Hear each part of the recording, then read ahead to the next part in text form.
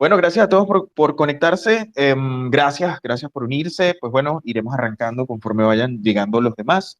Estamos súper contentos de poder llevar a cabo este episodio número 13 de Estación Coinex. Como siempre, hablamos de un tema en específico, de algo de la industria, algo que esté sucediendo, algo súper importante. En esta oportunidad, yo creo que, bueno, este va a ser uno de los episodios, creo yo, más importantes que vamos a tener de Estación Coinex porque vamos a hablar acerca de Bitcoin. De hecho, el título de este episodio es precisamente eso, Bitcoin. Hoy nos acompaña Cripto Bastardo. Cripto Bastardo, pues bueno, es un Bitcoiner, es alguien que conoce bastante de este mundillo. A nivel, pues bueno, filosófico, también ha obtenido un conocimiento, también es administrador de una comunidad llamada Satoshi en Venezuela y es quien va a hablarnos hoy un poco acerca de Bitcoin. Pero primero que nada, Javier, queremos que, pues bueno, te presentes a la comunidad, que la comunidad, el que no te conozca, pues te pueda conocer, saber un poco de ti. Bueno, muchas gracias, José, por la invitación y también a Coinex. Bueno, ya José dijo, Javier Bastardo es mi nombre. Yo nunca he sido trader, ni especulador, ni nada de eso, sino que estoy en Bitcoin y criptomonedas. Desde el ámbito de los contenidos, comencé a escribir noticias sobre Bitcoin en enero de 2017, justamente antes de el bull run que nos llevó hasta $20,000 por allí ese mismo año y comencé escribiendo en Criptonoticias, luego escribí simultáneamente en Criptonoticias y en Cointelegraph, después solamente en Cointelegraph y en 2019 lancé Satoshi en Venezuela, que es una comunidad que se enfoca en Bitcoin acá en Venezuela, pero hemos hecho actividades en otros países de la región, especialmente El Salvador, donde hemos repetido varias veces porque he ido afortunadamente 3 veces a El Salvador a ver cómo está la cosa con Bitcoin allá, pero también en Argentina, Panamá, México. Y bueno, la idea es como estrechar lazos con la comunidad hispanohablante y precisamente por eso también, además de Satoshi en Venezuela o como parte de lo que hacemos en Satoshi en Venezuela, tenemos un proyecto que se llama La Biblioteca, que es un proyecto principalmente de traducciones y de contenido en español. Y bueno, recientemente ganamos una pequeña beca ahí de una plataforma llamada Heiser Fund y la idea es como continuar el trabajo ya no solamente de traducción, sino también de creación de contenido, de infografías y Satoshi en Venezuela ya no solamente, valga la redundancia, perdón, un proyecto enfocado en actividades como meetups y encuentros, sino también tenemos un podcast y tenemos otros productos digitales propiamente, así como la comunidad digital que mencionaba José. Y bueno, ese soy yo. Genial, Javier.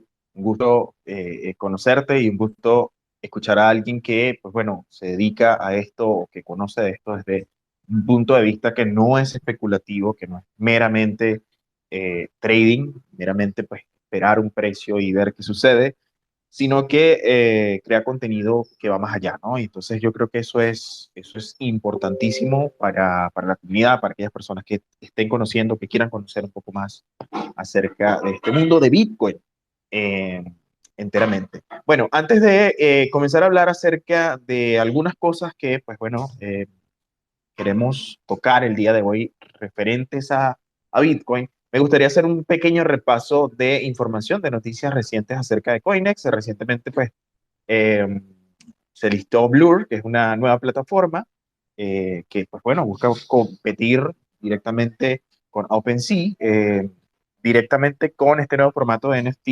Fi.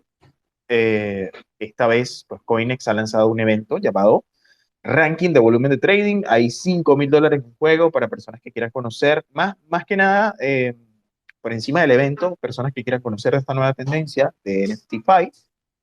Hay varios tokens listados en este sentido. Por supuesto, está el token Blur. Hay otros tokens como NFTD, NFTB y otros más que pueden conocer durante este evento. Así que las bases del concurso las pueden conseguir en nuestra página web.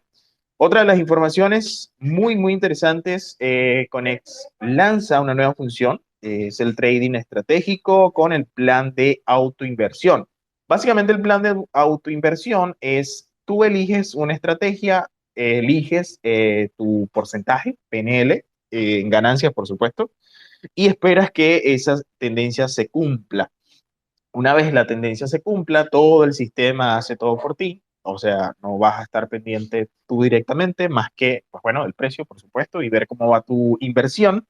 Pero todos los detalles también lo pueden ubicar en un artículo que redactamos que se llama Haciendo más fáciles las criptoinversiones. Coinex lanza el plan de autoinversión para ayudar a los usuarios a obtener ganancias. Otra de las informaciones que, pues bueno, les traigo es que lanzamos recientemente el programa de emisarios de Coinex. Pues bueno, está fijado en la información directa que tenemos por allí por nuestra página web. También está, lo tenemos fijado acá en nuestra cuenta de Twitter.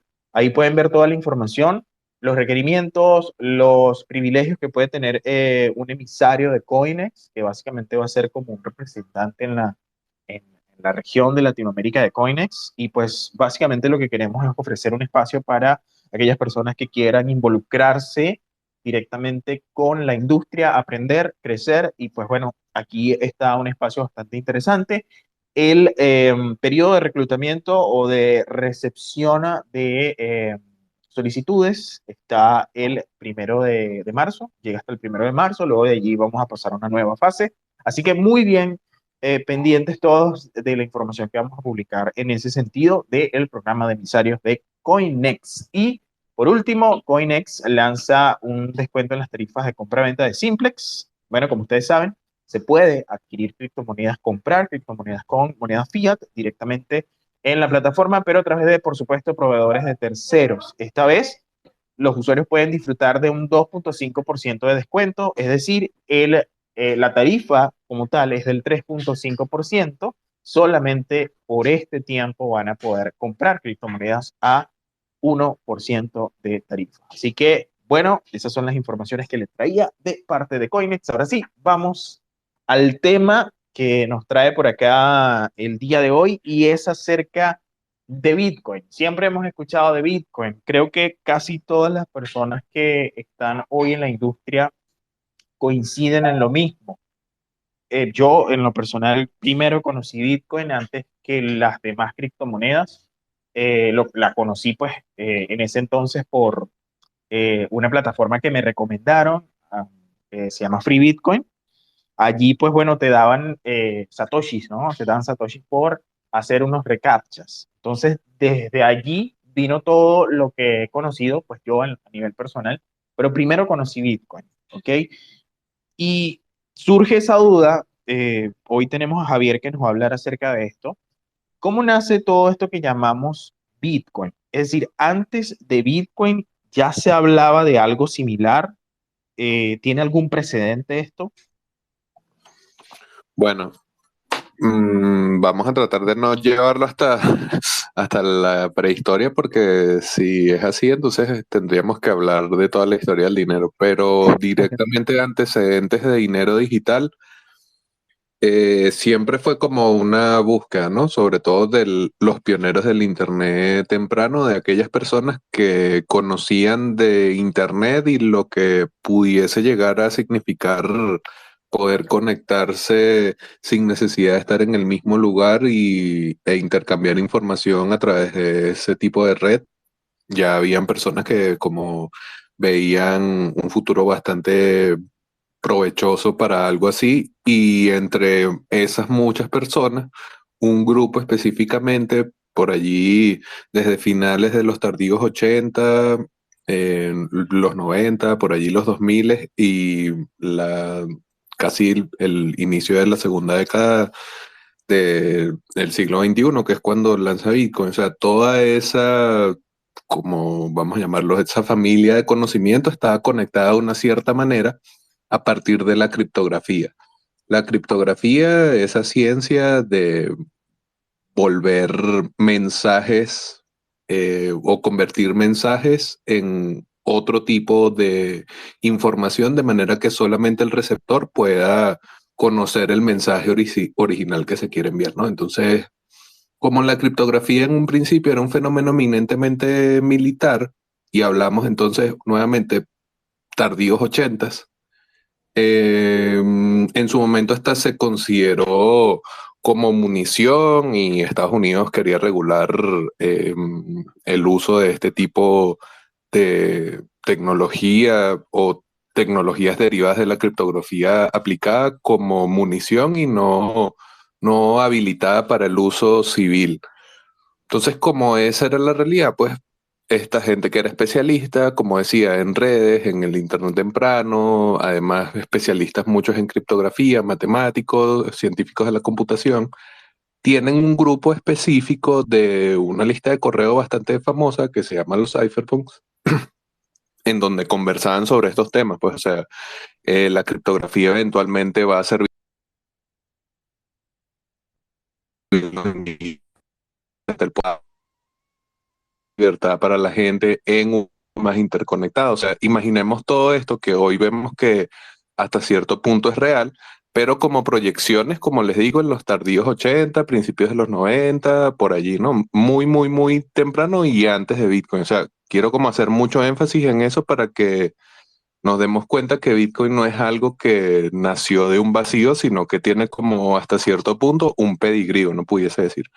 Los cypherpunks discutían sobre la posibilidad de crear dinero digital.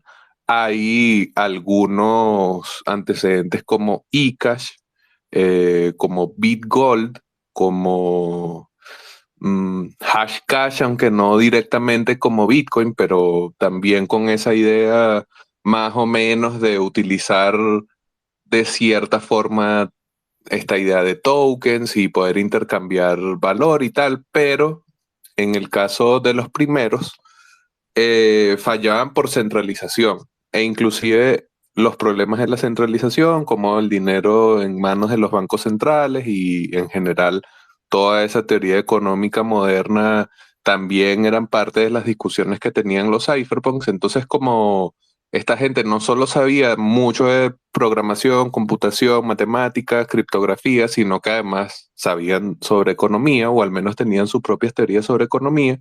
Entonces nacen, como les digo, estos proto-Bitcoin, estos primeros intentos de dinero digital, quizás no descentralizado todos o algunos que ni siquiera llegaron a la práctica, sí planteados como algo descentralizado, pero ya existía como esa búsqueda. O sea, hay que buscar que la criptografía libere a la gente a través de, bueno, en un escenario en donde el Internet sea global, otra vez pensando a alguien que lo está diciendo en los 90, vamos a necesitar poder intercambiar sin que nos censuren, porque entonces va a ser posible que defrauden nuestras compras. Por ejemplo, vamos a poner que ya estaban hablando del caso de uso de Amazon sin ni siquiera conocer Amazon. Entonces, obviamente, en esa primera etapa de los cypherpunks, muchos de esos proyectos como que ya sientan las bases de lo que debería tener un sistema como Bitcoin, pero ninguno lo alcanza del todo. Entonces, como les digo, Hashcash, eCash, BitGold, hay otro que se me escapa, pero por ejemplo, Weidai, Nick Szabo, que son de los creadores de eso, Adam Back, eh, Chaumian, de las firmas Chaumian también. O sea, hay un montón de representantes previos de algo que se pareciera a Bitcoin, pero que no era Bitcoin del todo. Entonces ahí es donde entra la discusión de si Bitcoin es un descubrimiento o si es una invención. Entonces uno diría, al menos esta es mi posición, diría que es una invención porque si bien ya todas las piezas estaban por allí, de todas maneras esa salsa especial que le puso Satoshi para que realmente funcionara y pudiese tender a la descentralización y finalmente todos los cypherpunks dijeran, oh, mierda, esto es lo que hemos estado buscando. No lo dijeron del todo, pero bueno, o sea, a los años como que, bueno, ok, sí, sí, sí era posible.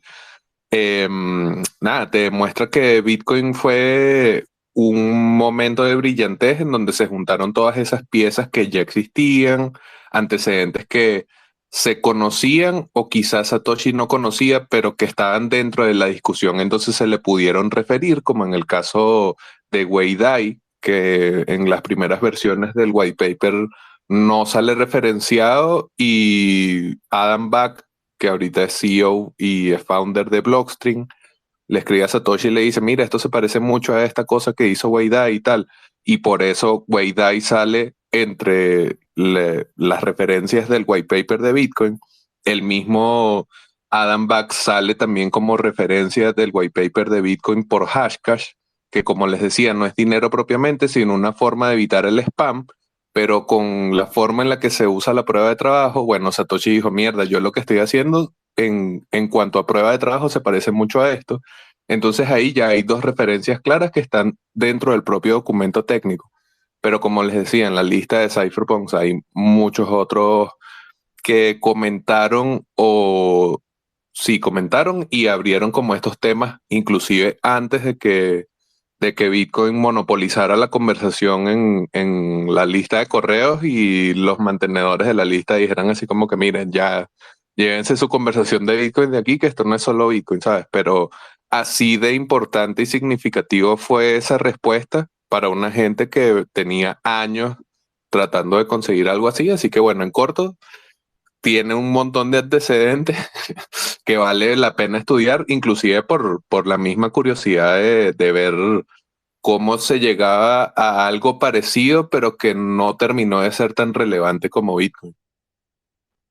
Sí, fíjate que yo escuché una frase bastante interesante hace un tiempo en un space, incluso. Una persona decía que mientras más te surgen dudas de Bitcoin y mientras más tú respondes esas dudas de Bitcoin, sea lo que sea por antecedentes, sea por la tecnología, sea por cualquier cosa, y tú puedes responder esas dudas, pues más tú te quedas con Bitcoin. Y qué bueno saber que pues hay una construcción de toda esta historia que se puede remontar a ese tiempo y que pues bueno, te das cuenta que todo esto no es una simple casualidad, sino que se juntaron un montón de factores importantes para que esto surgiera y para que esto tuviera una forma como la tiene hoy día. Fíjate que yo he escuchado muchos casos de personas que dicen que Bitcoin es aquello, Bitcoin es esto, y lo que más me llama la atención es personas que dicen, Bitcoin cambió mi percepción de tal cosa. Por ejemplo, Bitcoin cambió mi percepción de la economía. Bitcoin cambió X o Y cosa en mí. Y es una frase que siempre escuchamos. Yo te pregunto directamente, pues, ¿cómo ha cambiado Bitcoin tu vida o cómo ha incidido en tu vida? No sé si profesional o tu vida como tal a nivel general. ¿Y qué cambio has visto tú en las personas? O sea, por ejemplo, personas que conocen de Bitcoin, si tienes algún caso, o si no, pues solamente, solamente en tu caso. Pero me gustaría abordar ese tema desde el punto de vista de cómo cambia nuestra percepción de las cosas Bitcoin. Bueno, yo creo que un ejemplo súper claro es Michael Saylor, que en 2020 se volvió un loco de Bitcoin. Parece que le dio la fiebre del oro, pero es la fiebre de Bitcoin. Y si uno se va a los primeros tweets que hizo Saylor, e inclusive creo que sí, el primero como tal que hizo era como un comentario, como una especie de subtweet respondiendo a algo que había en ese momento y lo que decía es que los días de Bitcoin estaban contados. Y eso lo decía por ahí en 2016, si no me falla la memoria, lo que quiere decir que lo conoció relativamente temprano, porque si bien Bitcoin entra en funcionamiento en 2009, no hay un mercado desarrollado hasta por ahí 2013, 2014 y sin embargo, y en 2017, que fue cuando yo comencé a reportar sobre esta fuente, pues el precio todavía estaba por debajo de $1.000. Entonces, cuando Saylor tuitea que los días de Bitcoin están contados, pues realmente lo hace en un momento temprano. Entonces, de ese momento temprano en donde estaba en contra a 2020, como les digo, lo atacó la fiebre del oro y él dijo, toda mi reserva, eh, toda la reserva de la empresa de MicroStrategy, su empresa va a estar en Bitcoin y este es el activo que me va a salvar de la inflación y no sé qué. Bueno, eso es un cambio absolutamente radical, ¿sabes? De descartarlo, de decir que quedan días numerados de Bitcoin a volverse quizás la cara más visible de esa narrativa corporativa de adopción de Bitcoin, ¿no? O sea, me parece que es un ejemplo súper claro. Y a nivel personal, yo siempre lo digo, o sea, yo hice una especie de sacrificio porque yo venía de buscar hacer carrera académica, o sea, yo estudié filosofía no porque que no hay más nada que estudiar ni nada. Yo quería hacer carrera académica, pues, o sea, mi idea era ir a hacer un Erasmus y estudiar en la Sorbona, ¿sabes? Y qué sé yo, ir, no sé, ¿sabes? Como hacer carrera académica propiamente en vez de dedicarme a leer y a investigar y tal. En el momento en que tenía que entregar la tesis de la maestría, pues yo realmente decidí dedicarme a escribir noticias porque era mucho más rentable para mí. Y al final fue un sacrificio que pagó porque no solamente me dediqué a escribir noticias, sino que he tenido la oportunidad de entrevistar incluso al mismo Saylor, o sea, o a Adam Back, por ejemplo, o sea, que creo que ha funcionado, pero yo cambié absolutamente mi plan de vida hasta cierto punto, ¿no? Como que me dediqué a una industria que no conocía, de la que no tenía ningún tipo de conocimiento previo, ni un background relacionado, o sea, como les digo, vengo de humanidades, todo lo que es relacionado con Bitcoin siempre por las teorías del valor o porque hay cosas de la descentralización que se parecen a sistemas filosóficos que yo he visto, por ejemplo, la anarquía o tiene ideas del liberalismo o del libertarismo, ¿sabes? Como que por mi preparación académica hay cosas que yo puedo asociar, pero no soy criptógrafo ni soy de estos carajos que acabamos de nombrar que tienen los antecedentes.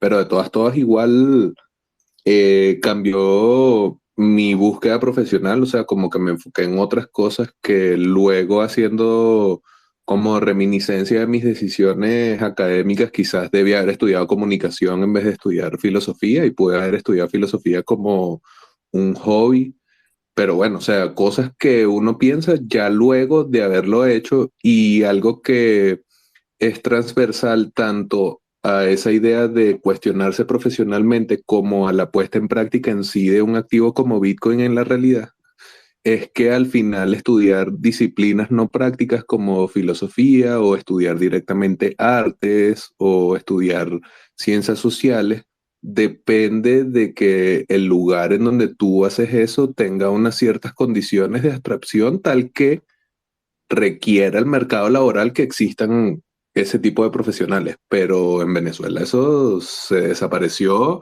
y mi sueño de hacer Erasmus y toda la vaina iba a tener que costeármelo probablemente mucho yo a pecho, pues porque la academia ya no tiene pulmón para becar, porque muchos de los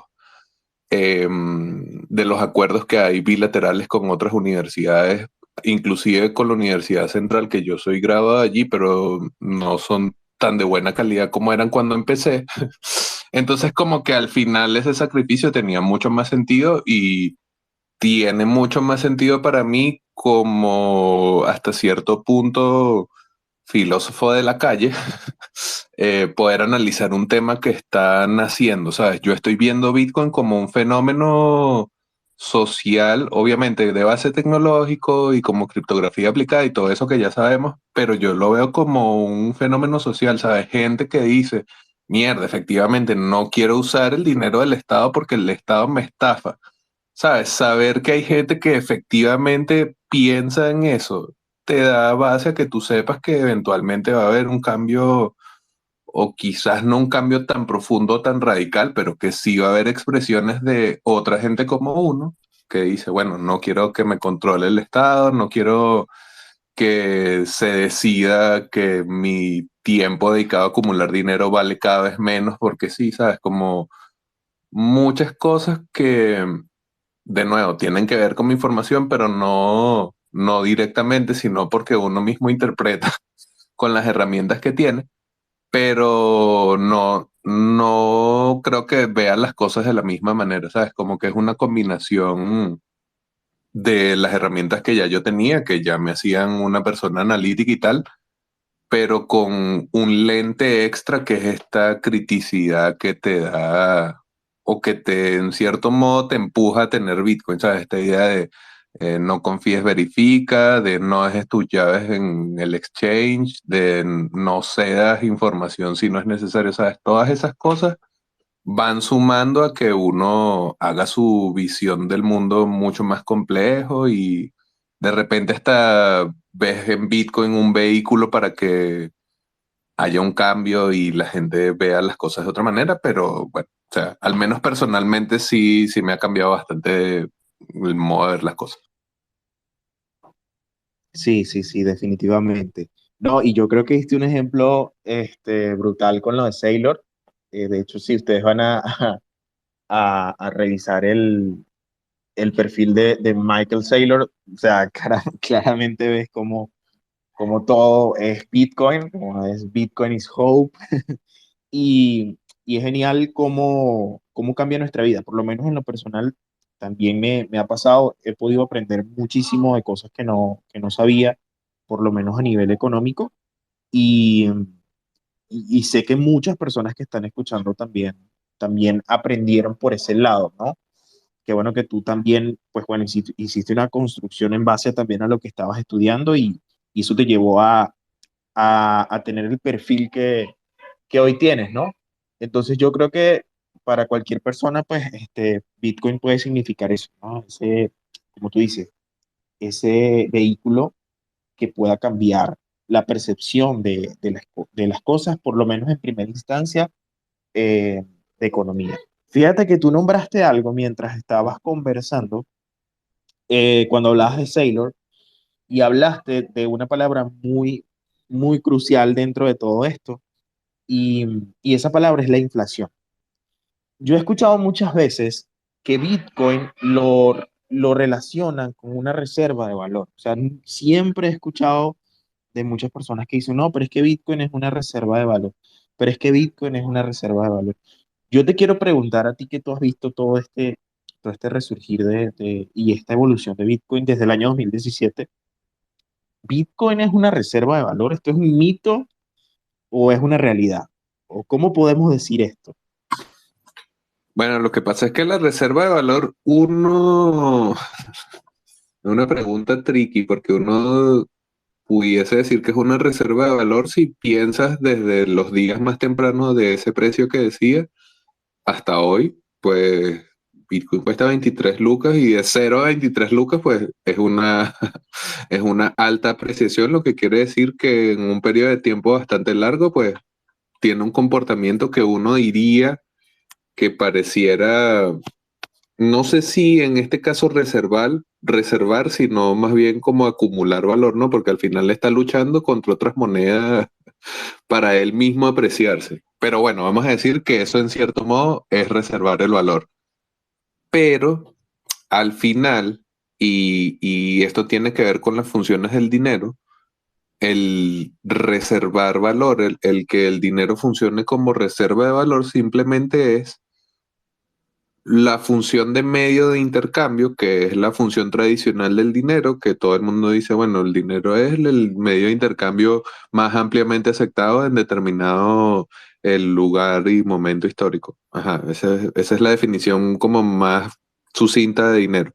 Pero la reserva de valor es como esa misma posibilidad de obtener bienes y servicios en el mercado con delay, o sea, no ha sido ejecutado aún. Y en cierto modo ese delay debería ser de años o al menos un periodo de tiempo suficiente prolongado como para que tú puedas decir, bueno, sí, es una reserva de valor. Entonces, bueno, dimos toda esta vuelta para decir que si la historia de Bitcoin como reserva de valor se basa en su propia historia, entonces habría que analizar todo el movimiento de precios y no solamente un periodo específico en donde se haya comportado de manera negativa o positiva, sino todo el gráfico temporal. Y si uno ve todo el gráfico temporal, pues de 0 a 23.000 es un salto cuántico y entonces uno diría, bueno, sí, en cierto modo es una buena reserva de valor, pero como las vainas no son así tan blanco y negro, en realidad cuando uno piensa sobre todo que mucha gente entra a Bitcoin y criptomonedas cuando están los precios más altos, porque lo que llama la atención son los precios. Bueno, tienes el caso de aquel que entró en 68, 69K y entonces ve 23 y está obviamente 70% por debajo de lo que invirtió. Y entonces para esa persona no tiene ningún sentido que tú le digas que reserve valor, que tiene que esperar un poco más y no sé qué. O sea, esa es la vaina, que, o sea, no digo que no lo sea, me parece que si uno entiende bien las dinámicas del dinero, hacia dónde parece que está yendo todo el dinero a nivel global, que yo diría que es hacia CBDCs, hacia un mundo cada vez más controlado y de cada vez menos espacios de libertad. Tú vas a querer tener Bitcoin y vas a querer tener Bitcoin no solamente por si se aprecia o no, vas a querer tener Bitcoin porque puedes intercambiarlo fuera del control de los exchanges, fuera del control de los bancos, fuera del control de tu gobierno, en un caso tal que verdaderamente se vuelva muy controlador y muy fuerte el dinero digital manejado por los estados, que ya hoy es digital, pero hablamos de con data, con identidad, con un montón de cosas que hoy no tiene, que harían que la maniobrabilidad o lo que puedes hacer con tu dinero sea más difícil y también va a ser caduco, ¿no? O sea, como que si te pagan $10 hoy, vas a tener 20 días para gastarlo y si no lo gastas, pues te jodiste, te quedaste sin eso. Con Bitcoin eso no va a pasar, entonces uno dice, si el camino que vamos a tomar es hacia las CBDCs, conviene tener un activo como Bitcoin. Y si esa es la narrativa que uno va a seguir, entonces uno diría, bueno, puede ser que haya otra vez momentos alcistas en donde el precio supere los previos, los máximos previos, pero vuelvan momentos bajistas en donde otra vez la narrativa de resguardo de valor pierda sentido. Entonces uno lo que tiene que hacer es hablarle a la gente con la mayor sinceridad que pueda. ¿Sabes? Yo puedo tolerar que el precio se vaya a 10K porque como les dije, ¿sabes? Yo veo Bitcoin desde $1,000. Vi Bitcoin como muchos acá con la pandemia que venía haciendo una especie de rally todo loco y se fue por debajo de $4,000, ¿sabes? Como que he visto Bitcoin en precios en donde 20,000 me parece 20x de donde entré a conocer esta tecnología, ¿sabes? Entonces depende demasiado de la información que tiene la persona, de qué entiende como resguardo de valor, de cuál es su horizonte de tiempo.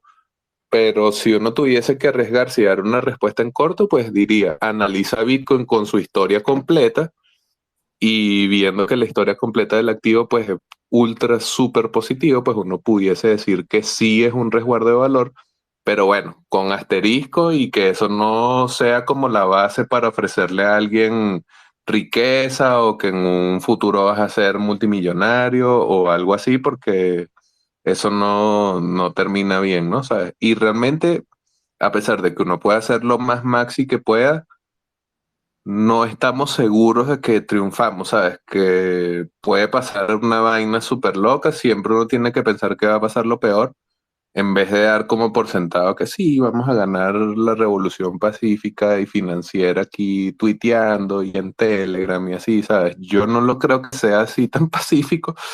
Entonces, bueno, aprovechar que estamos en la etapa temprana, que todo está súper tranquilo, que más bien nos ven como unos nerds ahí todos raros hablando de estas tecnologías, que no nos ven como algo negativo o no nos ven como violentos o enemigos, ¿sabes? Que bueno, un momento bastante pacífico para acumular, para entender la tecnología. Y si es que la cosa en algún momento se pone peliaguda, bueno, ahí uno verá, pero sabes, al menos en un periodo de tiempo de casi 10 años, o sea, decimos de precio, de descubrimiento de precios, pues sí es una buena reserva de valor, con asterisco ahí. Chévere, chévere.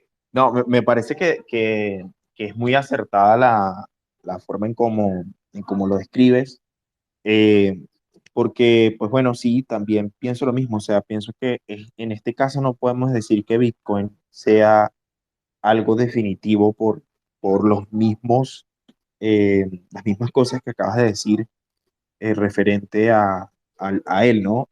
Em, Ahora, Bitcoin también está teniendo otra cara. Hay muchas personas que antes decían, ok, Bitcoin, los fees, los tiempos de espera, de confirmación de red, todo eso pues retrasa un poco que las personas puedan usar Bitcoin para X o para Y.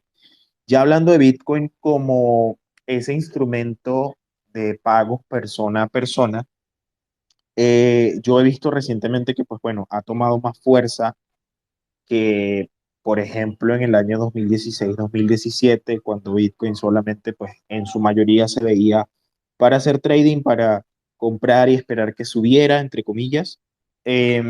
Ahora mismo, pues, veo con mucha más fuerza que hay personas usándolo para pagos a través de Lightning. De hecho, la semana pasada tuvimos un invitado que nos habló acerca de Lightning Network. Quisiera preguntarte en este caso, ¿cómo ves tú Bitcoin en el área de los pagos? No sé, yo lo veo como algo que cada día está tomando más fuerza. No sé cómo lo ves tú. Bueno, yo soy el pana que le gusta probar todos los puntos de venta y todos los cajeros y toda mierda que pongan nueva que uno puede ir a usar. A mí me gusta ir a probarlo. Y bueno, tengo recuerdos de una hamburguesa que costó en su momento $12 y hoy por los precios de Bitcoin mm, deben ser como 20, 18, algo así. Y en el momento más alto del precio, pues eran como 60, $70, ¿sabes?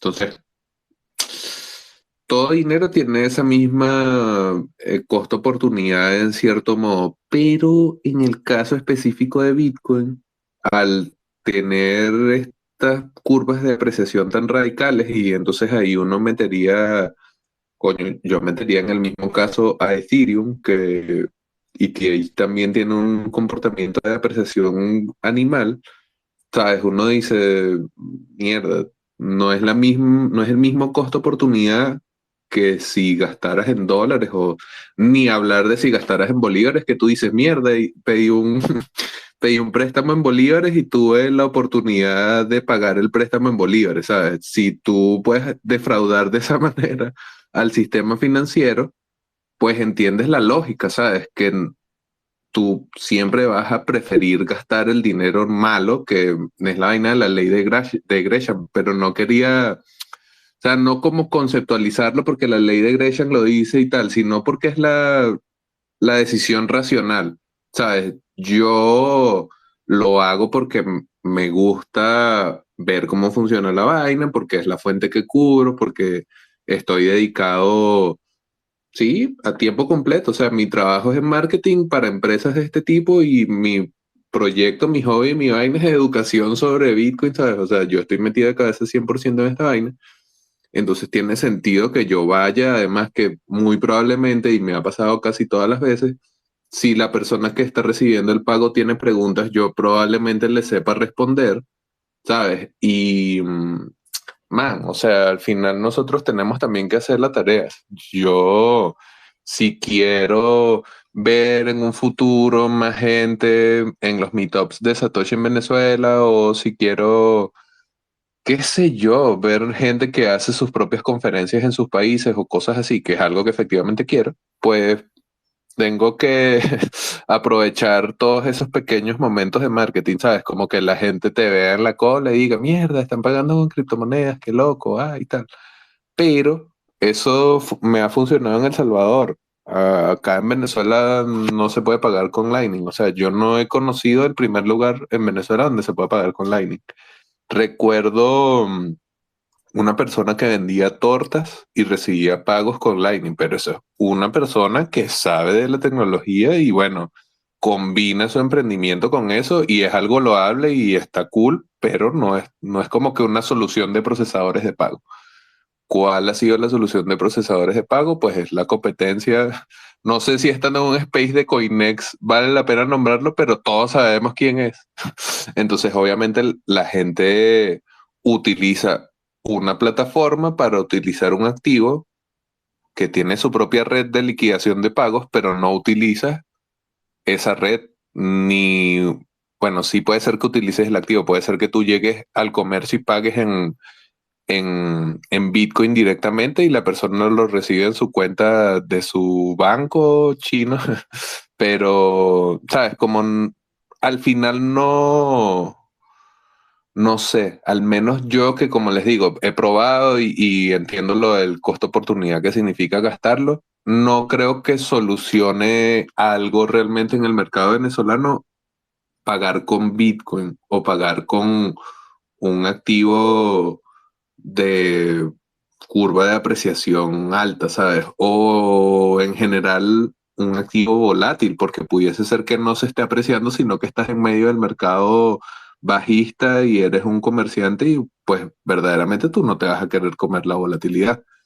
Entonces, en ese caso, quizás los medios de pago se solucionan de mejor manera con stablecoins, pero es que en Venezuela no ha entrado Lightning, ¿sabes? Si hablara del caso de El Salvador, que también he ido y conozco un poco, pues ahí es distinto porque la ley Bitcoin de El Salvador legitima como legal tender o como medio de pago legal en el país y de curso legal Bitcoin, no stablecoins, no otros instrumentos. Y la infraestructura de pagos toda está hecha con Lightning. Entonces, allá el salvadoreño o el usuario común, no el power user, sino el usuario común, cuando en algún caso, por lo que sea, quisiera pagar con Bitcoin, va a pagar directamente con Lightning, lo que quiere decir que no tiene que esperar los 10 minutos de la confirmación de bloque, que no va a tener que gastar una cantidad. Ahorita está baratísimo, pero no va a tener que gastar esos centavos extra por la transacción, ¿sabes? Como que es mucho más económico, mucho más veloz, mucho más conveniente para pagos. Y las referencias que tienen los salvadoreños o que existen en el mercado salvadoreño ya están atadas a Bitcoin y la gente ya sabe que va a fluctuar. Entonces, en este caso, los procesadores de pago casi todos tienen como una integración directamente con Chivo Wallet, que ellos lo pueden entonces convertir directamente a dólares. Entonces, es otra realidad, obviamente, porque en el mercado salvadoreño ya hay dólares de una vez. Acá el comerciante obviamente busca los dólares, le das un dolor extra de cabeza si le das algo que fluctúa, si le das algo que se demora, ¿sabes? Como que hay un montón de cositas ahí que a mí al menos me hacen pensar que sería más conveniente utilizar más stablecoins. Y es lo que el mercado ha hecho. O sea, no es algo así que yo esté diciendo porque soy muy iluminado ni nada, sino que efectivamente el mercado ha acogido con muy positiva receptividad el hecho de que el exchange dominante en el país haya agregado USDT vía Tron y que sea tan líquido el mercado de stablecoins. Entonces, el remeseo y todo eso que en su momento se hacía con Bitcoin y que entonces uno pudiese decir, pudiese haber abierto la oportunidad de que Bitcoin saliera a las calles y se volviera un medio de pago, pues realmente no llegó a madurar lo suficiente y el remeseo, ese intercambio de dinero a través de la región, ahora inclusive saliendo capitales hacia otros países porque gente la pasó muy mal en la pandemia y no sé qué, entonces en las dos vías ese capital se está moviendo sobre todo en stablecoins.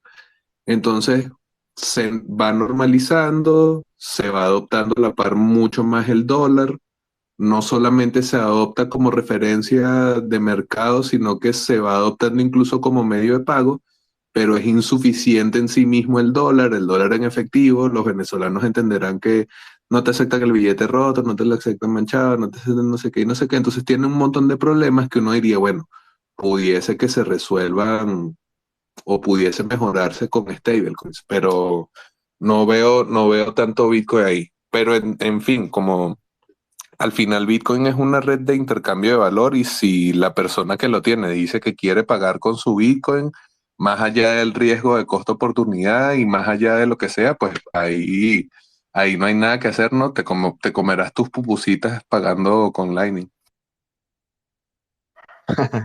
Interesante ese ejemplo que diste que has dado de El Salvador. De hecho, bueno, más adelante nos vas a comentar un poco acerca de la experiencia que has vivido en ese país, si es tan real todo como se ve desde fuera, ya que tú estuviste allá y que pudiste convivir con el ciudadano que está expuesto ante esa dinámica.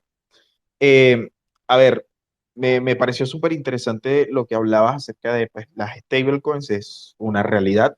Ya, para pagos en nuestro país, pues son las que están dominando y, y sobre todo a través de ese medio que todos sabemos y conocemos y que ha tomado pues esa fuerza, ¿no?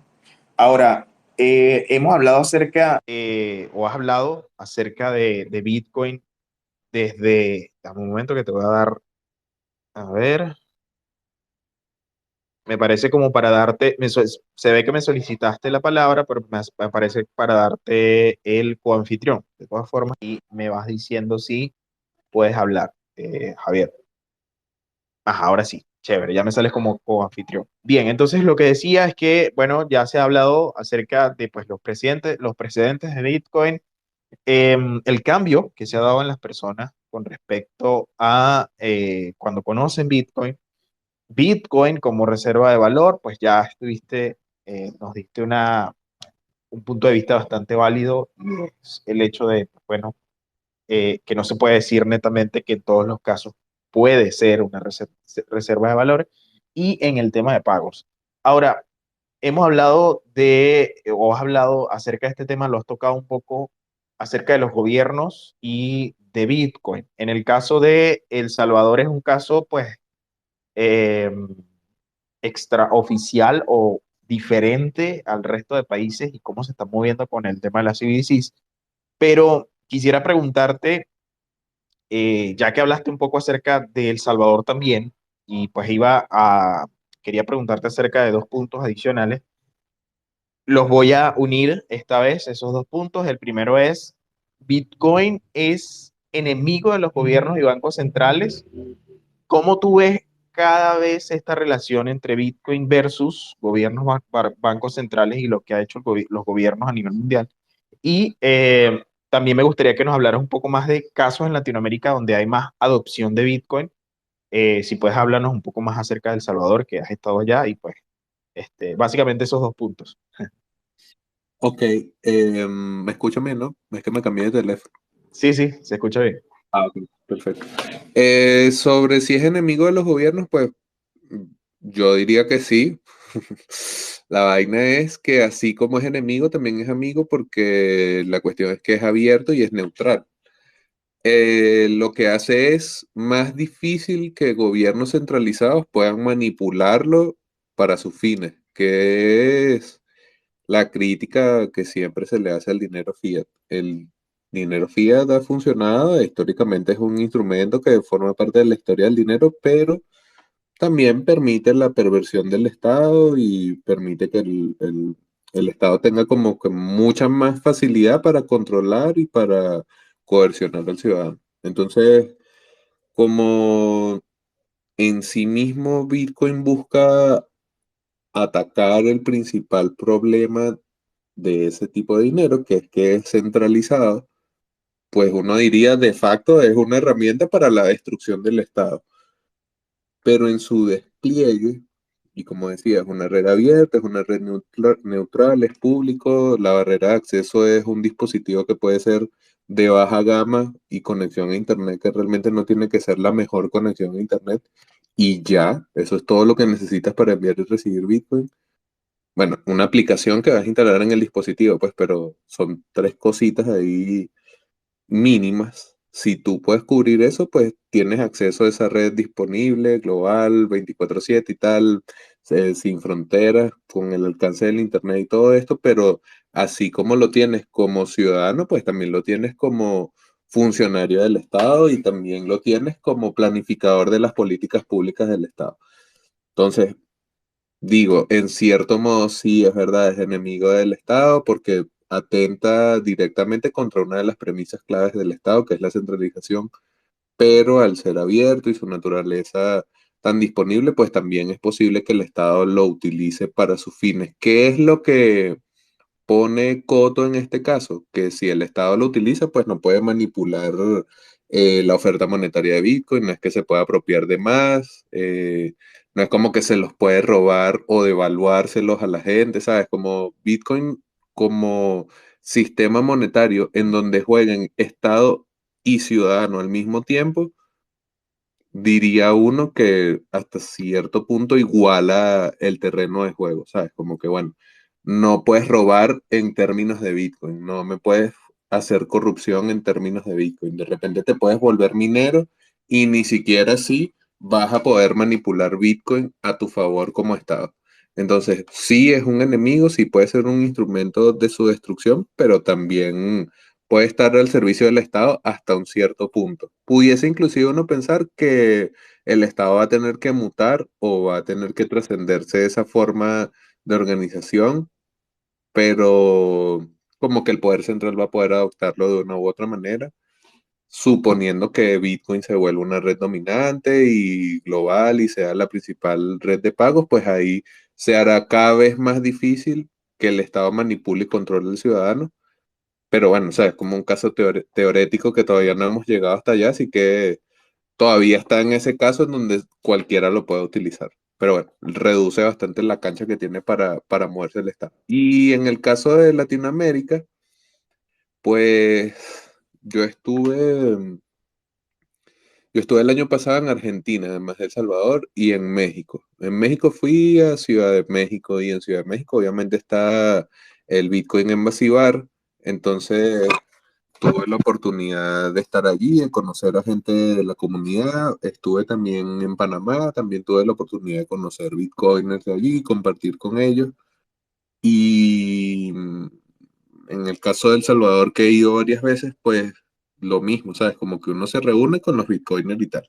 Pero la realidad es que en estos países, y el caso de Argentina es bastante llamativo porque uno diría, bueno, Argentina con inflación y no sé qué, lo mismo que se decía antes de Venezuela, ¿sabes? Como que es el escenario ideal para que estas tecnologías ofrezcan soluciones, y la realidad es que el mercado argentino todavía está muy atado al efectivo, al peso en efectivo, o sea, las transacciones Barrani, como las llaman, que son transacciones en efectivo, pues quizás es lo que el mercado prefiere. No importa que tengas que llevar una maleta llena de billetes, pues siempre vas a preferir eso a utilizar alguna otra cosa, inclusive entre esas cosas, cualquier Bitcoin o stablecoin o lo que sea. Entonces, por allí uno diría como, bueno, Argentina está en un momento interesante en cuanto a si muchos de los rieles del cambismo, de esto de las cuevas, que es como le llaman ellos a donde se hacen este tipo de operaciones de compra-venta, alguna parte de ese cambismo puede ser que comience a moverse sobre stablecoins, también con la misma infraestructura que acá, con ese exchange súper dominante también en el caso argentino. Pero en las calles de Buenos Aires es mentira que ves así que no, que voy a pagar con Bitcoin y Lightning. Lo hice porque fui específicamente a una cafetería de cripto, ¿sabes? Como fui a un lugar a pagar con Bitcoin, pero porque en ese lugar específicamente se sabe que se acepta, no es así como algo dominante. En el caso de Panamá, pues realmente fuimos a la conferencia, a la Blockchain Summit, y claro, esos días tú estás en la conferencia y pues realmente no es como que vas a ir a algunos lugares como tal, pero creo que no es para nada común tampoco pensarlo como medios de pago. Hay un caso súper interesante de Panamá que es el Tower Bank, que a pesar de que es un banco pequeño, es un banco crypto friendly. Entonces, ellos tienen facilidades para abrir cuentas bancarias si tú, inclusive siendo venezolano, porque yo tengo la cuenta, si tú mueves cripto, ¿sabes? Como que no es tan difícil acceder a una cuenta bancaria en algo así, pero eso sería como adopción hasta cierto punto en servicios, ¿no? ¿Sabes? Y allá en su momento se hablaba de que venía una ley y una cosa así, pero no prosperó mucho y todavía está así como en una zona ahí, como un llano raro. En Colombia hay un sandbox, pero el sandbox como que sigue avanzando así a la calladita. Como hubo cambio de gobierno, realmente muchas de las cosas que se estaban haciendo antes del cambio de gobierno están como pausadas o algo así raro. Y bueno, el caso obviamente de El Salvador, que Yo fui en noviembre de 2021. La ley entró en vigencia creo que un poco antes de que nosotros llegáramos y no era así muy común eh, ver gente aceptando Bitcoin, sobre todo negocios salvadoreños no muy abiertos. Grandes franquicias, pues sí, con buen procesador de pago, súper fácil y tal. Después volví a ir en febrero de 2022 y yo suponía que iba a haber más adopción y tal, pero en realidad no. Y cuando me devolví acá fue porque comenzó el estado de excepción que todavía está.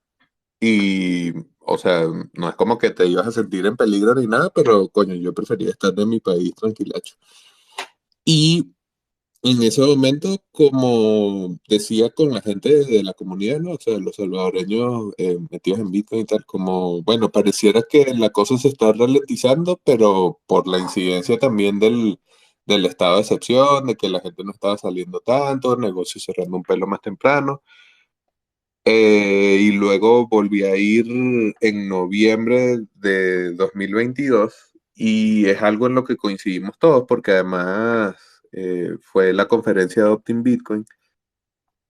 Coincidimos en que realmente uno no es como que ves Bitcoin en las calles ni mucho menos, cada vez es más difícil que los comerciantes se tomen Bitcoin como medio de pago y coño, todo eso obviamente coincide con el mercado bajista, ¿sabes? O sea, Bukele entró a Bitcoin en unos precios altos, a pesar de que yo no voy a decir que está perdiendo plata porque si no terminas de salir de la posición, pues realmente no estás perdiendo y porque no es tan exagerado en términos contra el PIB del país, pero de todas maneras, que el mercado esté a la baja, hace que mucha de la gente pues se sienta desanimada o como que pierda el interés o el entusiasmo de saber qué es eso de Bitcoin, entonces está en ese momento. Interesante lo que sucedió hace como un par de meses con la aprobación de la ley de activos digitales porque El Salvador quiere emitir unos bonos Bitcoin, bonos Volcán, aún no se sabe bien cómo se van a llamar, que con eso la idea es financiar parte de la minería con la que quieren financiar Bitcoin City. Entonces, quizás no solamente uno debería fijarse en la parte del ámbito de la adopción como medios de pago, sino en la adopción en general, ¿no? Como decía el caso específico del banco en Panamá. Es una adopción a la realidad panameña, tradicionalmente conocido como un hub bancario, pues un banco está diciendo, man, nosotros ya tenemos el know-how de este tipo de cosas, vamos a ver si funciona de la misma manera con este tipo de activos.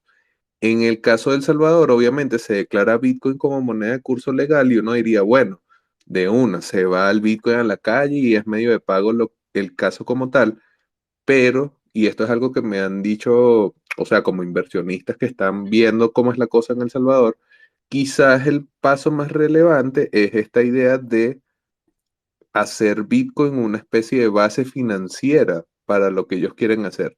Con volverlo moneda de curso legal, garantizas que puedes pagar impuestos, que es algo súper importante para un activo dentro de una economía nacional. Poder liquidar deuda es súper importante, entonces lo puedes hacer con Bitcoin.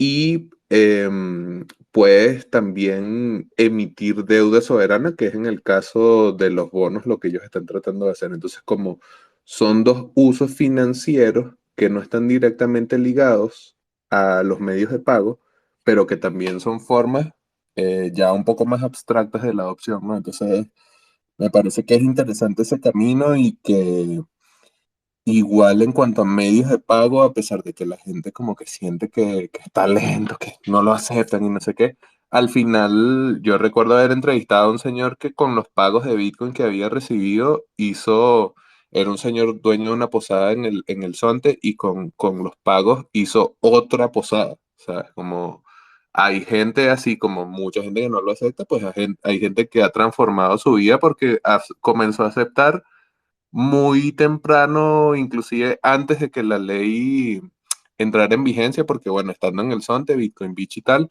y con una corrida y ni siquiera tuviste que haber visto todo el rally, sino con una corrida suficiente, pues ves ganancias y puedes invertir en montar otro negocio, ¿sabes? Entonces hay como esas otras historias que no se limitan al hecho de que verdaderamente no se ve tanto en las calles y que, man, el salvadoreño tiene dólares, ¿sabes? Cualquier país dolarizado, Panamá también es ese caso, no va a haber mucho sentido en un medio de pago que fluctúa, mucho menos si ya estás sintiendo los embates de la inflación, menos vas a querer tomar el riesgo de liquidar deudas o cosas así en algo que puede ser que baje más, ¿sabes? Como no tiene mucho sentido. Y verga, el resto en la región de pana que no sabría qué destacar así, más allá de que hay como intentos de leyes, Paraguay quería regularlo como una actividad minera, ya dije que en Colombia hay un sandbox, México está tratando de mejorar su ley fintech y se están reuniendo algunas empresas que quedaron por fuera de esa regulación y que no han podido montar negocio en México porque la regulación es demasiado estranguladora. Em, pues, como que Chile no hay mucho, Perú, ¿sabes? Argentina, Venezuela, El Salvador, Panamá, Cuba, no sé, ¿sabes? Como que no, más allá de eso, no mucho. Entiendo, entiendo, entiendo. O sea que la realidad, porque tú dijiste algo muy cierto, de repente uno lo ve porque uno lo busca, ¿no? Uno como que busca, eh, no sé, si tengo Bitcoin, intercambiar con otra persona, pero allá afuera pues hay otra realidad muy distinta. Hay un montón de gente que todavía no sabe nada de esto, que incluso pues en un país como El Salvador que tú podrías pensar, ok, lo pusieron como, lo aceptan como moneda legal para pagar incluso impuestos, debe haber mucha gente utilizándolo, incluso pues he escuchado de casos pues que aún no saben cómo o quisieran saber cómo. Entonces creo que es como un llamado, una alerta pues a ese trabajo que todos hacemos, ¿no? De difundir, de cada vez que tengamos oportunidad hablar de lo que conocemos, de lo que sabemos y poco a poco pues ir viendo ese crecimiento. Lo que sí es cierto es que esto es algo que cada vez toma más fuerza, que cada vez pues se escucha más, de repente pues por allá por los años donde yo pues conocí y escuché por primera vez la palabra Bitcoin, que es por allá por el 2016. Hasta ahora pues sí he visto que muchas más personas por lo menos asocian Bitcoin con algo que es digital, con algo que es dinero, pero que no es dinero físico. Entonces poco a poco vamos viendo eso y esperemos que esos casos en Latinoamérica pues aumenten con el pasar del tiempo.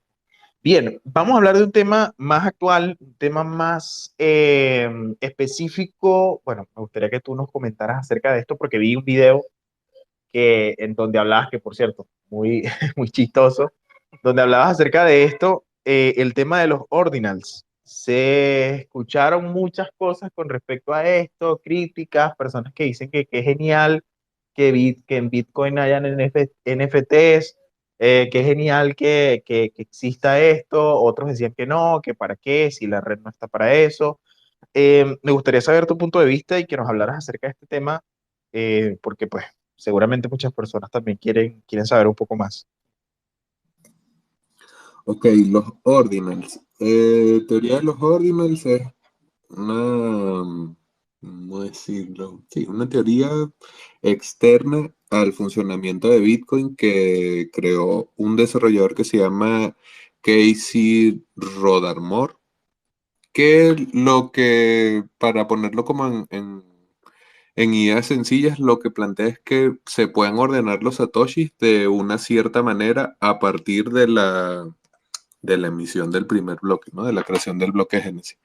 Entonces, como cada Bitcoin se divide en 100 millones de satoshis, entonces uno diría que pudieses ordenar desde la emisión del primer bloque en adelante eh, todos los satoshis en existencia. ¿Sabes? Si recientemente vimos el bloque 700.777, pues multiplicarías eso por 100 millones o la altura del bloque actual la multiplicarías por 100 millones y pudieses entonces enumerar los satoshis siguiendo esta teoría de los ordinales. ¿Qué es lo que busca específicamente esta teoría de los ordinales? Mostrar que hay unos ciertos satoshis entonces dentro de este orden numérico que sigue, eh, sí, como que sigue el avance de cada 100 millones de unidades cada nuevo bloque. Lo que busca es mostrar que hay unos ciertos satoshis que pueden ser más raros que otros, como por ejemplo, si hay gente que tiene Bitcoin del primer halving, pues un satoshi emitido en el primer bloque del primer halving de Bitcoin es raro, tiene una rareza dentro de la propia teoría de los ordinals. Ojo que todo esto es externo a Bitcoin. Esto no es algo que forma parte de Bitcoin, o sea, no es como que se rompió la heurística, se rompieron, sí, se crearon nuevas heurísticas en Bitcoin o se rompió la fungibilidad de Bitcoin, sino que es algo que es externo al funcionamiento y como les digo, lo creó un desarrollador externo al protocolo. No es como que algo que viene dentro del protocolo, sino que un observador externo pudiese decir, bueno, sí, se pueden ordenar de esta manera. Pero eso tiene sus bemoles, igual hay satoshis que si pasan por un CoinJoin, entonces ¿cómo lo vas a reconocer? Y no sé qué, bueno, X. La cosa es que si tú sigues esta teoría de los ordinales, entonces, como digo, hay unos ciertos satoshis más raros que otros, si hay un ajuste de dificultad, si imagínense cualquier evento del protocolo de Bitcoin que pudieses considerarlo raro, ¿sabes? Como satoshis emitidos en el bloque 777.777, ajá, satoshis raros. En fin. La idea es que a esos satoshis raros entonces, y esto es algo que siempre se ha podido hacer y que forma parte inclusive del bloque Génesis, porque el bloque Génesis también tiene una pequeña inscripción de la portada del diario Times de la fecha de emisión o creación del primer bloque de Bitcoin, del bloque Génesis. O sea que desde siempre se ha podido hacer inscripciones. La diferencia es que esa inscripción ahora, como el tamaño de los bloques de Bitcoin tiene un límite teórico de 4 megas, permitiría que a los satoshis esos raros tú le pudieses agregar una inscripción que pudiese pesar hasta 4 megas. O sea que pudieses meterle imágenes, pudieses meterle GIF, pudieses meterle videos, etcétera. Y lo pudieses hacer con un cierto descuento porque va en un lugar de la transacción, que en este caso es el testigo segregado de la transacción, que no necesariamente tienes que sincronizarlo cuando tienes un nodo. Entonces, claro, esto todo se aprovecha del funcionamiento técnico de Bitcoin, pero al final, si se volviera como el uso normal de Bitcoin, meter información que pudiese copar todos los bloques a su máxima capacidad, o sea, que todos los bloques en vez de ser de 1.5 megas, 1.8, 0.9, ¿sabes? Como que todos fuesen de 4 megas, entonces pudieses hacer que correr no sea más caro, que almacenar la información sea más caro, o sea, como que hay un montón de cosas negativas que pudiesen suceder. Toda esta cosa de los ordinales y las inscripciones, lo que ha tratado de hacer, o al menos como se ha vendido en estos tiempos, ha sido como si fuesen NFTs en Bitcoin, como si a los satoshis a los que tú le estás haciendo esas inscripciones, ahora no solamente sean las monedas de protocolo, sino que funcionen como una especie de token de ese arte, de esa imagen, de ese GIF, de ese meme o lo que sea que tú hayas inscrito en el espacio del testigo. Entonces, realmente no es tan así porque el NFT efectivamente sí crea un token, entonces es un token asociado a una imagen y que se supone que representa la imagen y tal, pero en Bitcoin propiamente no emites un token, ¿sabes? Como que le rayaras una cosa encima a un billete, entonces eso no es inherente al billete ni forma parte del billete en sí, pero es algo que tú pudieses hacer. No transforma la naturaleza del billete, no lo vuelve algo nuevo en sí, sino un billete rayado, pero se puede hacer.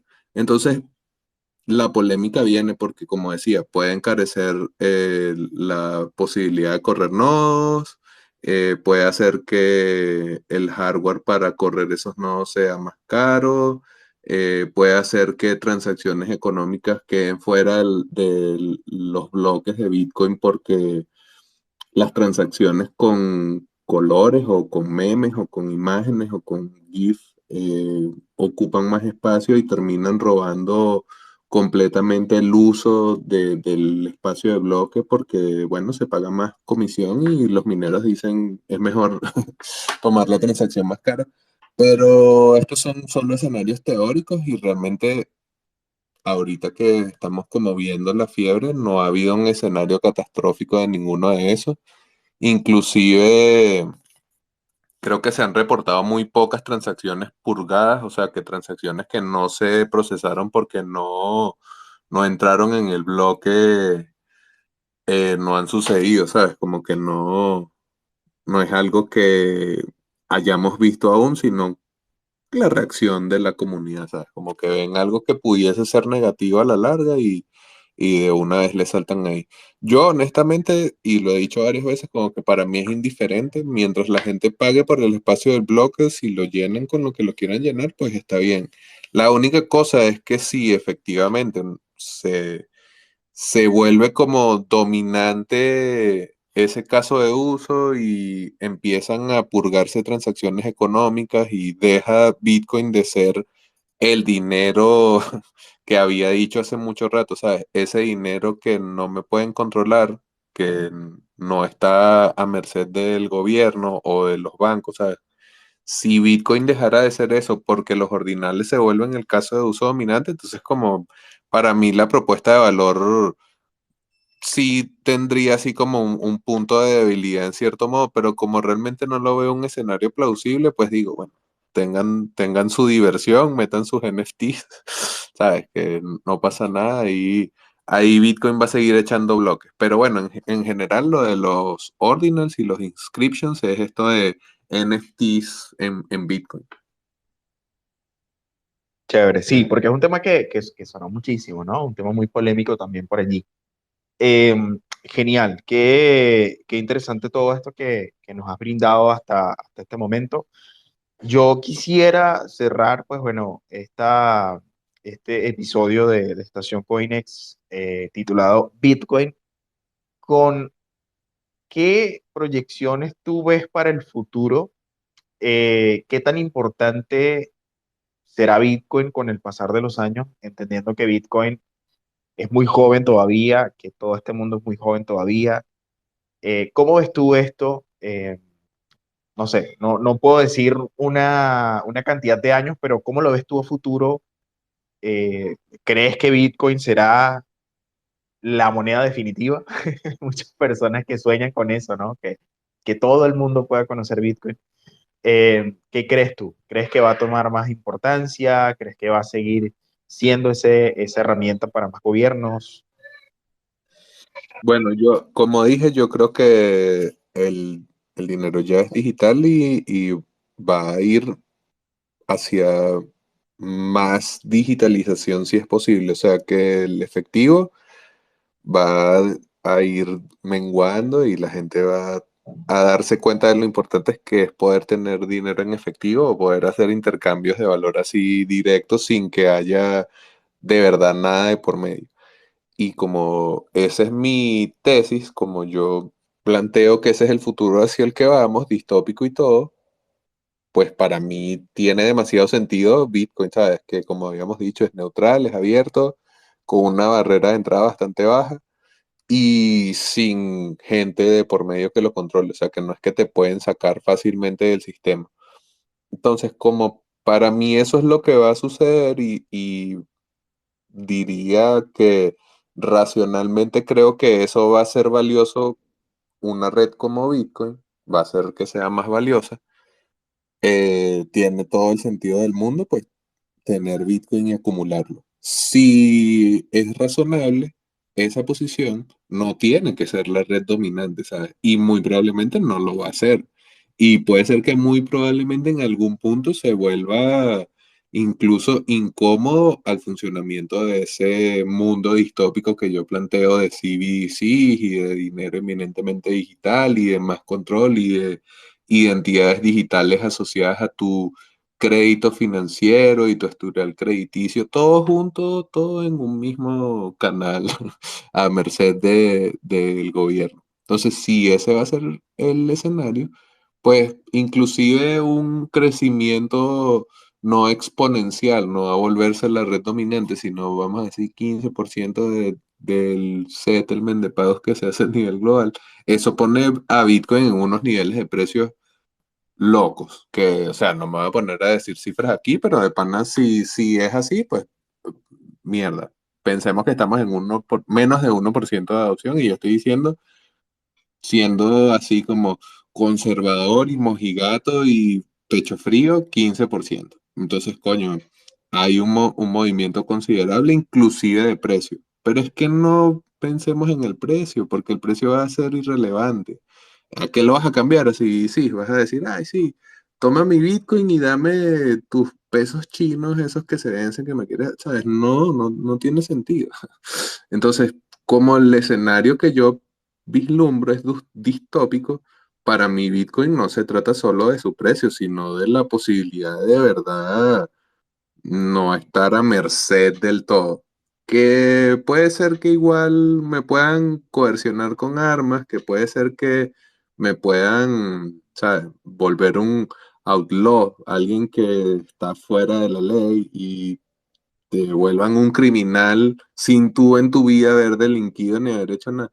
Todo eso es cierto, pero forma parte de ese escenario distópico en donde lo que resuelve Bitcoin va a ser como algo extra, que vale mucho y es importante tenerlo, pero que no va a ser nuestro problema central propiamente. Entonces, en corto, diría que Bitcoin va a seguir creciendo, pero va a crecer sobre todo en importancia porque, coño, viene más control, ¿sabes? Como pareciera por las opiniones de los banqueros, por las posiciones de los gobiernos de las principales potencias, por los ejercicios y experimentos que ya han hecho, que lo que viene es más control. Entonces, coño, bien especular y bien el precio no sé qué, pero mejor tener Bitcoin por si acaso que por si te vas a hacer millonario.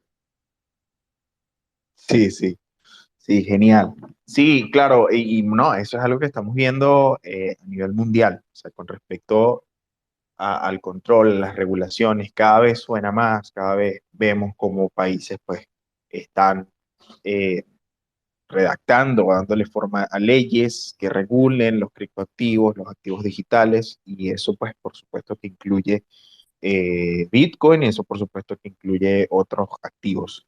Ok, bueno, Javier, de verdad que ha sido impresionante, o sea, yo pues me voy con una visión un poco más amplia acerca de Bitcoin, acerca de todo lo que está sucediendo en la región, consciente pues de que hay un trabajo enorme que hay que hacer, seguir difundiendo todas estas cosas que vamos aprendiendo. Yo creo que eso es lo que nos toca a todas las personas que pues podemos escuchar, que podemos aprender, que podemos seguir eh, tomando experiencia de lo que está sucediendo, porque a la vez que vamos trabajando, por lo menos lo hablo yo, porque trabajo para una compañía que tiene alguna relación con Bitcoin, ¿no? Eh, cada vez voy también tratando de difundir lo que voy aprendiendo y yo creo que eso es algo que todos debemos hacer. O sea, no importa si lo que tú sabes es poco, es mucho, a nivel económico o a nivel filosófico, yo creo que lo importante es poco a poco pues ir nutriéndonos y también difundir eso. Entonces, nada, Javier, de verdad que te agradezco muchísimo tu tiempo. Sé que disfrutas hablar de Bitcoin, así que también pues considero que es genial que nos hayas acompañado. Y si tienes alguna recomendación, algo que quieras decirle a la gente, algo que quieras comentarle, quieras recomendar a ese usuario que de repente no conoce Bitcoin, que puedes recomendar por allí para que lean, para que busquen, investiguen. Bueno, gracias por la invitación. Ha estado bastante entretenida la charla aquí. Bueno, voy a pecar aquí de autorreferencial, pero si abren mi bio, es decir, aquí en el Space tú le das a mi foto y abres mi perfil de una vez, ahí sale Satoshi en Venezuela y la biblioteca. Yo seguiría los dos, pero la biblioteca específicamente es un proyecto enfocado en gente que no sabe mucho de Bitcoin, entonces hay un montón de textos.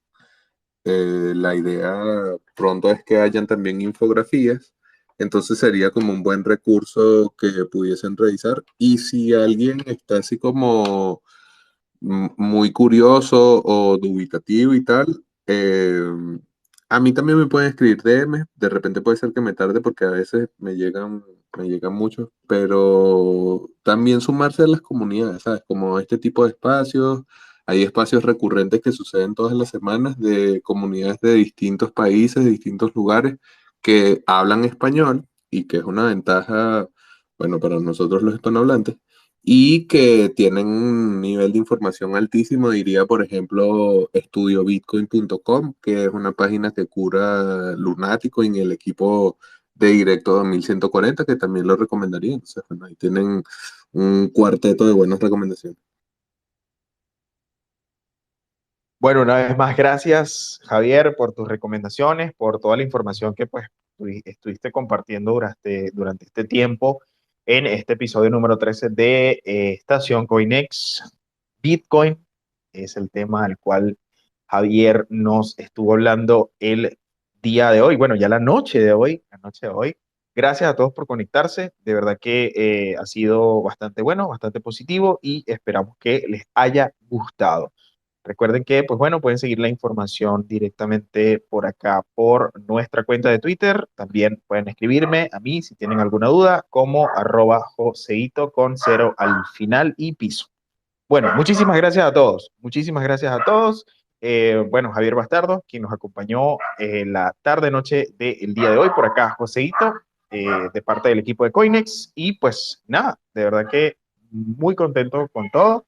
Y recuerden que pueden seguir nuestra información como siempre. Coinex hace más fácil el trading de criptomonedas. Hasta luego.